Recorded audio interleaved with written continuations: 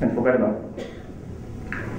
And that is again something where Atkins is passionate about. You can imagine these 1,000 engineers, everybody was raising his hand or her hand in wanting to contribute, wanting to be asked to be part of this project, doing something for the city and doing something for a historical track record of Atkins.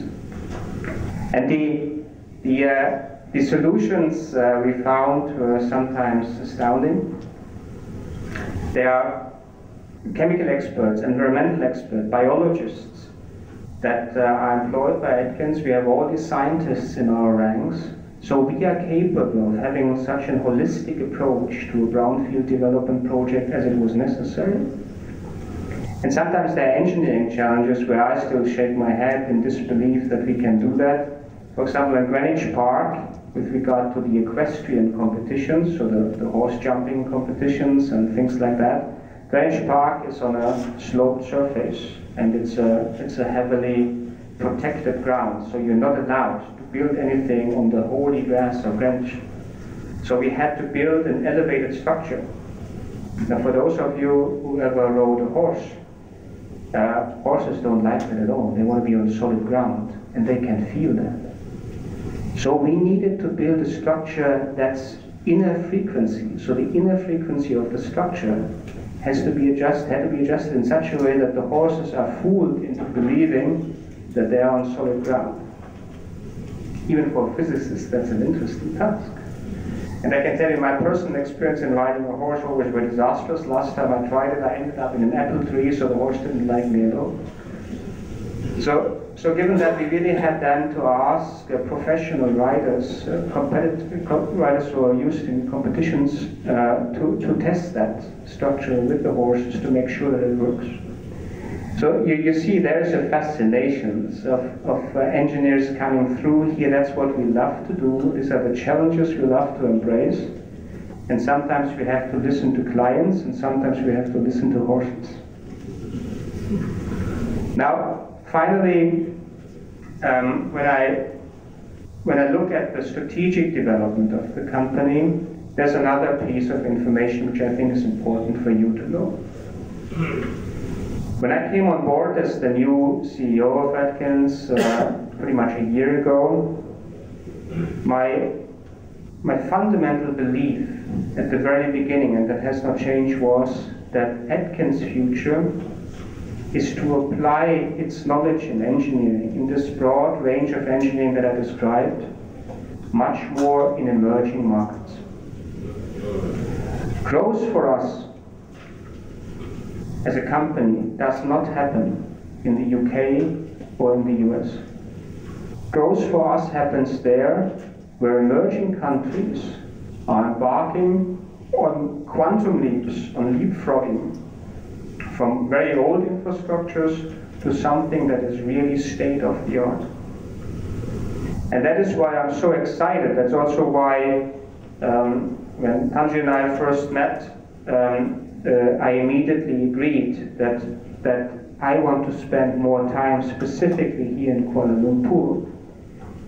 And I'm spending now 2 days here with you and my team, because I fundamentally believe this is an excellent example how it can be done in the future.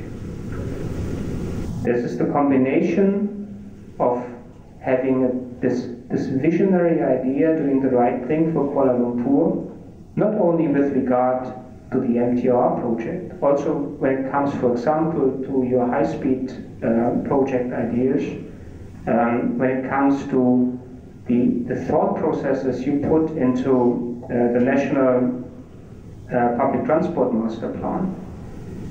This thoroughness of thinking behind it excites us as engineers, and it gives us an idea about what can be done in a country that has the resources, that has the intellectual power to embark on plans not only for today but also for tomorrow.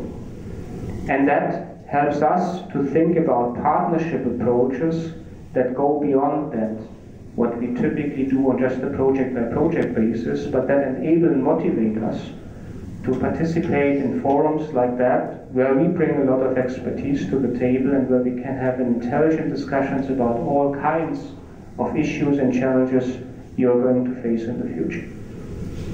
It is a people's business, as Panji rightfully said.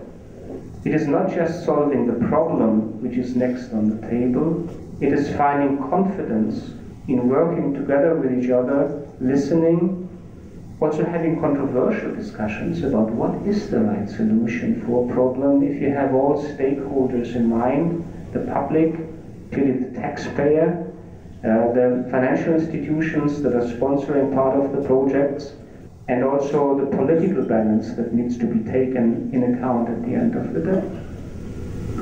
Finally, let me say that this initiative by Atkins enjoys also a lot of support from the highest political establishment in the UK. The Prime Minister, our Prime Minister, as you know, has been here. I had the pleasure to accompany him.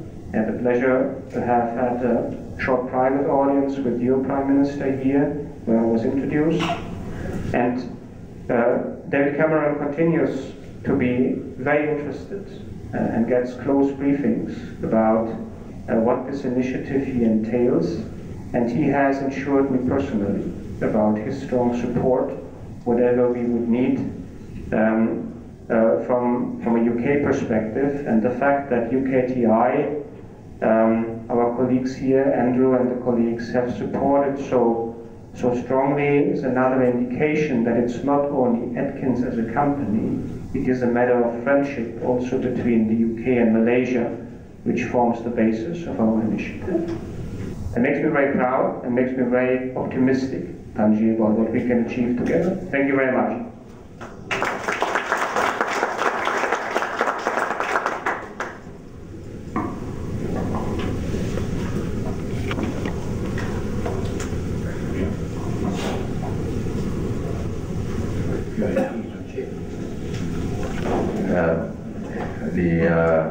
Thank you very much, Dr. Kruger, for a very illuminating and very interesting, insightful overview of what your companies do and what you're capable of.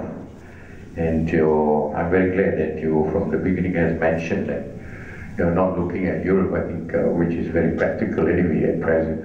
You're looking at emerging markets, and I think Malaysia is one of those places that you have identified, and we are also happy to see that you have decided to open your office again in Kuala Lumpur. But you're most welcome. I think one thing, let me just make it very clear, it is not easy to get Dr. Kruger's time as the CEO of Atkins for 2 days to be in Malaysia. So we are very grateful to your presence. And I also like to take this opportunity. This one you can clap. It's one of the few companies that see that they have done the Olympic project under budget and ahead of time. This is unusual for projects. So anyway, congratulations. So now I think Mano is all excited to get everything done, and I think he's not going to go through the Monday, but he's going to provoke you into better discussions. So thank you very much for your kind attendance this morning, and we'll proceed with our first discussion. Thank you, Yang Berhormat Tan Sri, distinguished guests, members of the audience. Assalamualaikum warahmatullahi wabarakatuh. Very good morning. Salam satu Malaysia.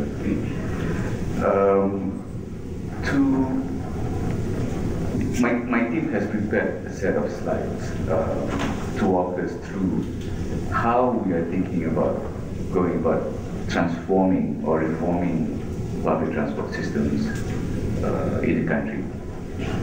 But after listening to the discussions yesterday, one thing set in that is very unsettling to me. But before we go there, I'll just show you the slide, and you see what I mean towards the end. Because let me just tell you what came out of yesterday was that public transport planning can achieve three wonderful things for us, especially if we do it right in care. Let's say, as an example, in Kuala Lumpur or Greater Kuala Lumpur. First, we can solve mobility problems, current and future ones. Second, it enables the formation of a livable city. This is beyond transportation. This including having a compact city, environmentally friendly, and socially inclusive. Third, it can serve as an economic catalyst through ideas like regeneration, what UK has done very well in London, through Docklands, as well as the Olympic site that is going to be redeveloped to future cities. The second part of economic catalyst, like our MRT project, it itself is a huge GNI contributor towards the economy. But if we go about doing this thing in our normal way, we may achieve the first one. We may solve some public transport problems here and there currently, or we may solve a lot currently, but in the future we may solve a bit of that. But in order to achieve the other two, to have KL as a livable city, as well as to achieve economic transformation through catalyzing projects, that's what unsettling to me. I'm not so sure we can do that. So I'll just flip through my slides very quickly, just to show what I mean.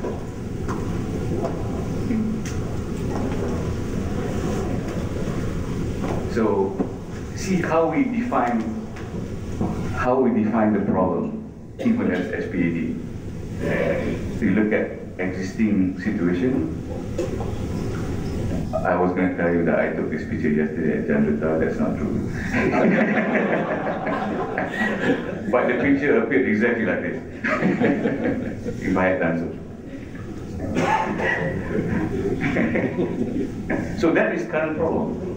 This is looking at 6 million population today in Greater Kuala Lumpur. And in 2020, if we are successful, we are looking at 10 million population in Greater Kuala Lumpur. What would this picture be like? So we can continue to think linearly, and we can be preoccupied to solve just this problem, which, according to the current trajectory, that's what we're doing. We are looking at solving this problem.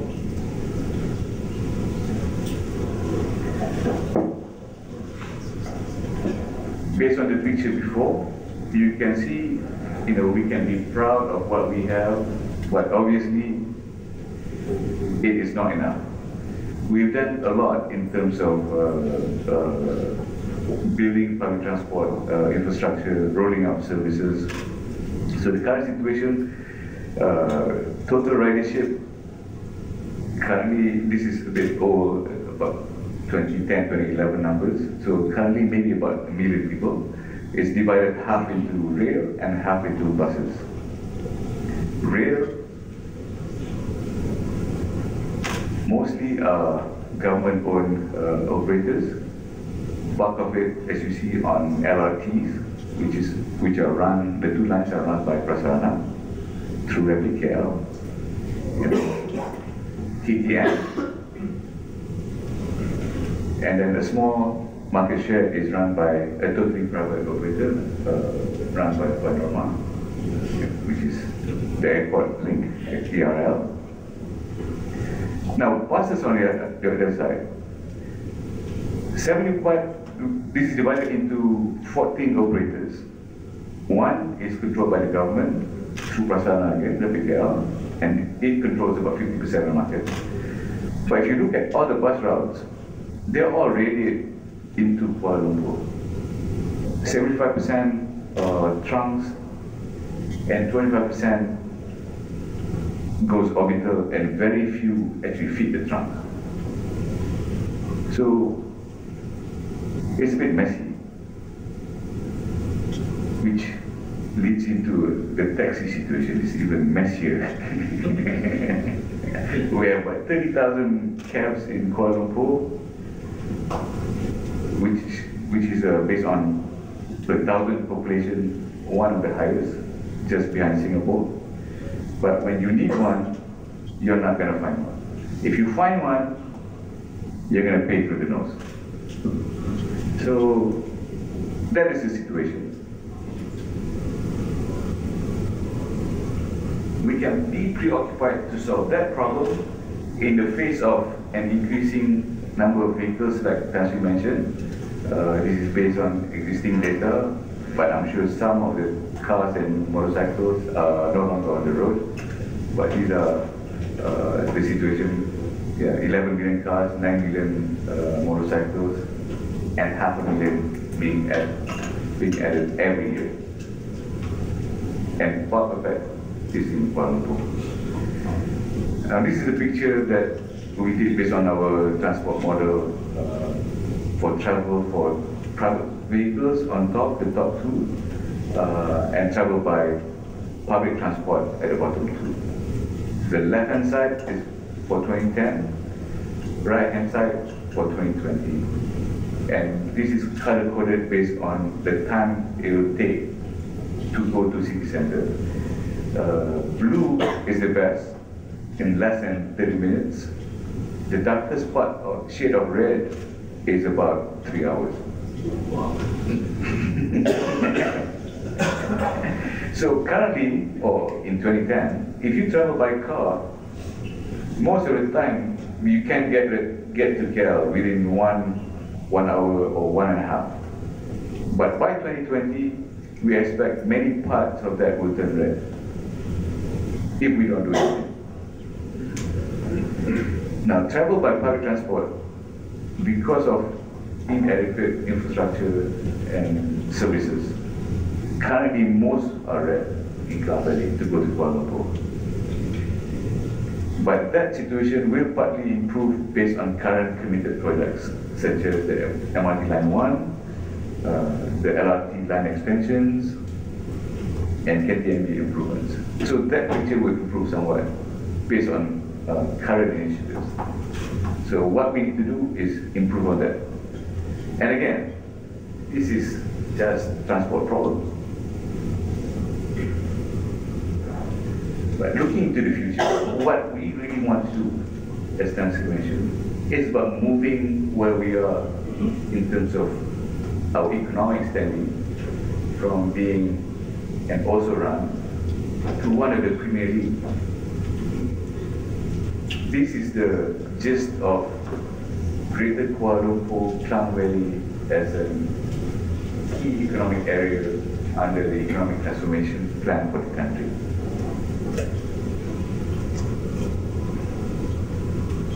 But this is just a summary of what I just said.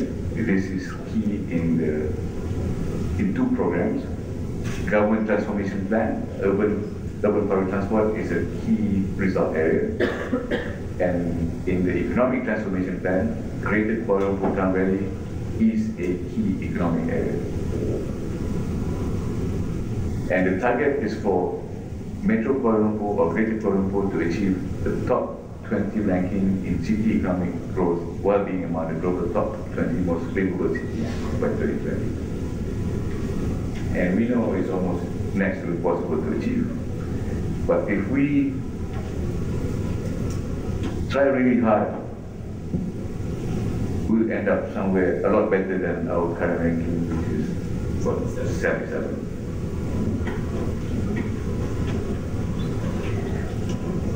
And that picture is, or that goal is extremely crucial because of rapid urbanization that is happening. We are looking at the central region, 88% of the population in 2020 to live around the urban areas.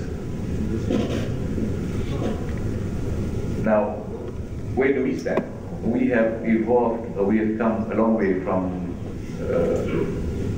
when the government was pregnant with the idea in 2008, gave birth to us in 2010, to the 2-year pregnancy. And then we only got our powers at the end of January last year. And our act is strictly a transport act. Or not even a full transport act, but purely public transport act, which is aligned to our mandate and our name as well. So primary functions about designing, promoting, recommending policies that promote public transport transformation, master planning, introducing regulations and enforcement to ensure operators behave. Our secondary functions to support our primary functions, which we are building capacity now, is around research, around project management, improving consumer relations, as well as standard setting. Now, our key mandate this is embodied in our act, on how to affect changes in the next 20 years is through master planning. We are in the final stages after receiving feedback in redrafting our national master plan, which will contain the high-level macro policies as well as complementary guidances that will help achieve on the right-hand side the different or the more micro master plans. On one side, we will have regional master plans, for which Greater KL, Klang Valley is one of them, the first one. But we will also have regional master plans for each state within the region. Besides that, we are looking at creating sectoral as well as inter-regional plans. So sectoral includes freight, specific vehicle services like rail, as well as road-based. Inter-regional is a key part because that connects all the different economic hubs within the country. But in the larger picture, what we are doing is a subset of a bigger national transport policy, or should be a subset of bigger national transport policy, which should include private vehicles, connectivity to air transport, as well as connectivity to water transport. But that part is under the purview of MOT. But we know that after the discussions yesterday, that looks at transport, but the bigger part, the land use policy, urbanization, financials, environmental impact, these are completely detached. So,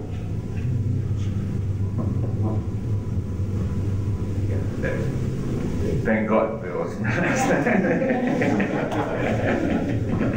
So now, how are we to achieve together the two key objectives other than just transport? To enable the formation of a livable Kuala Lumpur in the future, as well as ensuring public transport initiatives become catalysts for regeneration as well as contributors to the future economy. So those are the key questions that we need to talk about today in terms of how do we improve our interactions, our collaboration, our institutional framework, so that we don't develop all our different plans, discharge our responsibilities in silos, and solve problems just based on what is under our care, our purview, but lose out on the bigger picture. So Constancy gave me the blessing to be provocative, so that's what I'm doing. Okay, with that, I thank you for your attention and respect. We are supposed to break at 10:30, no? Now it's only 10:50, so what do you want to do? May I ask a question? Please go ahead. Really very much appreciate this kind of eye-opening and provocative thought process.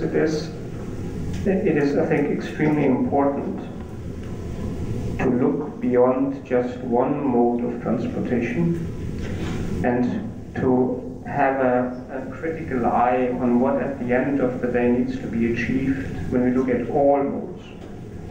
And it allows me probably to digress for 2 minutes and tell you, while this is an enormous challenge, it's not an unusual one. We have been confronted with a very similar provocative thought, so to speak, by the Emir of Qatar. When, with a smaller spectrum of the colleagues here, we were sitting in front of the Emir. It was originally the question that was asked to Atkins: can you help us in figuring out the new highway architecture of Qatar in light of the 2022 soccer championships in the city? It's a major showcase for Qatar and clearly a major infrastructure challenge. So we were talking about the different detailed projects the team around the Emir and the Transport Infrastructure Minister had laid out. And then we were stepping back and asking exactly the same question. It's all fine and well if we start to design highway number 47, but if the next day a different entity within the country starts to dig a tunnel underneath and we have to rip apart the highway again, it's an enormous waste of money. So shouldn't we have kind of a central coordinating entity that makes sure that public money is not wasted, and B, that there is a coordinated idea about what do we do in expanding the airport? What means of transport do we have to plan between the airport and the inner part of the city? What's the MTR, what's the BTR, what's the highway, and what's the last mile plan in the city? And how does that dovetail into the water waste management plans of the city as such? And that then finally led to the idea that the Emir came back and said, well, Atkins, that's not a bad idea. What I think I need is a central planning office. And then, under the Emir's guidance, this CPO was put out for bid. We won it. And now for the next 10 years, Atkins is tasked directly reporting to the Emir and the Infrastructure Minister to coordinate all infrastructure planning, be it public transport, be it highways, be it airport, be it water, for the country of Qatar. Now this is a very unique situation because clearly lots of what